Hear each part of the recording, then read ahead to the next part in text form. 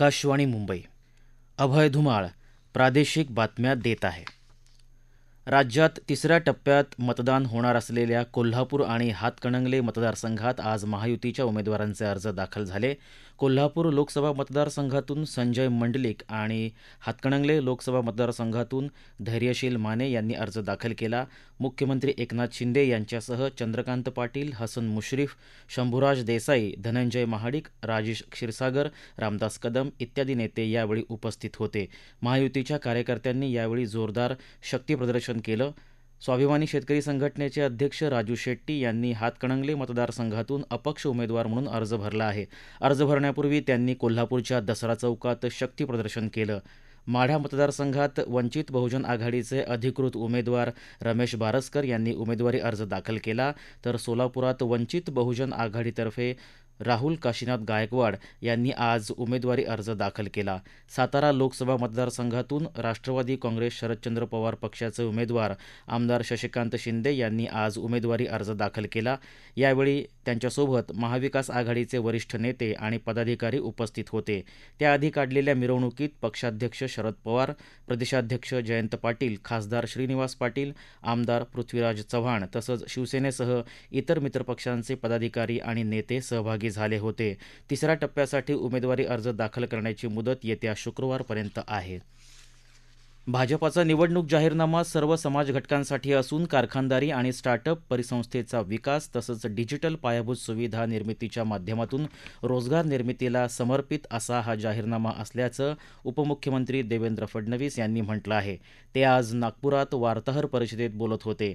शासकीय नोकऱ्यांमध्ये सर्व रिक्त जागा भरण्याचा निर्धार केला आहे असं त्यांनी सांगितलं. काँग्रेसनं ज्या राज्यांमध्ये विधानसभा निवडणुका जिंकल्या त्या राज्यांमध्ये आपल्या जाहीरनाम्यातलं एकही आश्वासन पूर्ण केलं नसल्याचा आरोप त्यांनी केला. भाजप प्रदेशाध्यक्ष चंद्रशेखर बावनकुळेही यावेळी उपस्थित होते.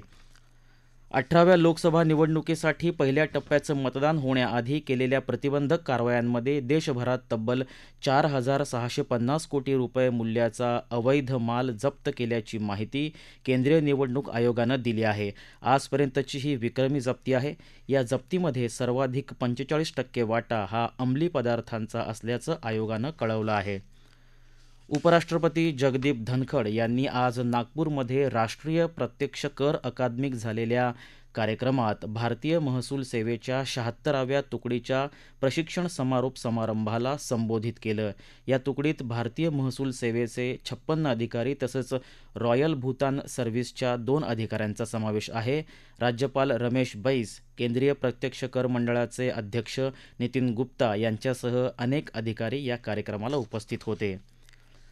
देशात न्यायव्यवस्थेवर दडपण आणण्याचा तसंच न्यायव्यवस्थेबद्दल चुकीची माहिती पसरवण्याचा आणि जनतेच्या भावना भडकवण्याचा प्रयत्न होत असल्याबद्दल चिंता व्यक्त करणारं पत्र 20 सेवानिवृत्त न्यायमूर्तींनी सरन्यायाधीशांना लिहिलं आहे. कोत्या राजकीय हेतूनं अल्पकालीन फायद्यासाठी वेगवेगळ्या मार्गांनी न्यायालय आणि न्यायाधीशांच्या प्रामाणिकपणाविषयी तसंच हेतूविषयी संदेह निर्माण करण्याचं काम हे घटक करीत असून न्यायाधीशांच्या निस्पृहता आणि निपक्षपातीपणावर हा उघड हल्ला असल्याचं या पत्रात म्हटलं आहे. अशा घटकांपासून देशाच्या न्यायव्यवस्थेचं आणि न्यायव्यवस्थेच्या स्वायत्ततेचं रक्षण करण्यासाठी पावलं उचलावीत असं आवाहन या पत्रात सरन्यायाधीश धनंजय चंद्रचूड यांनी केलं आहे. एप्रिल महिन्याच्या पहिल्या आठवड्यापासून अकोला जिल्ह्यात उन्हाचा पारा वाढत असून जनावरांना तडक्या आजारासह उष्माघाताचा धोका असल्यानं जनावरांची काळजी घेण्याचा सल्ला पशुसंवर्धन विभागानं दिला आहे. तापमान आणि उष्णतेपासून जनावरांचं संरक्षण करण्यासाठी पशुपालकांनी आवश्यक ती काळजी घ्यावी. म्हशींना पाण्यात डुंबण्याची सोय असल्यास पाण्यात सोडावं. पाणी पाजण्यासाठी हौद असेल तर त्यात गूळ आणि मीठ टाकून काठीने ढवळावे. यातून उन्हामुळे होणारे आजार कमी होण्यास मदत होईल असा सल्ला पशुसंवर्धन विभागानं दिला आहे. IPL T20 क्रिकेट स्पर्धेत आज संध्याकाळी 7:30 वाजता रॉयल चॅलेंजर्स बेंगळुरू आणि सनरायझर्स हैदराबाद यांच्यात सामना होणार आहे. बंगळुरूतल्या M चिन्नास्वामी मैदानावर हा सामना होईल.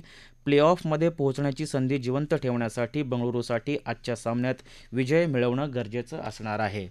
याबरोबरच आकाशवाणी मुंबई केंद्रावरचं हे प्रादेशिक बातमीपत्र संपलं. नमस्कार.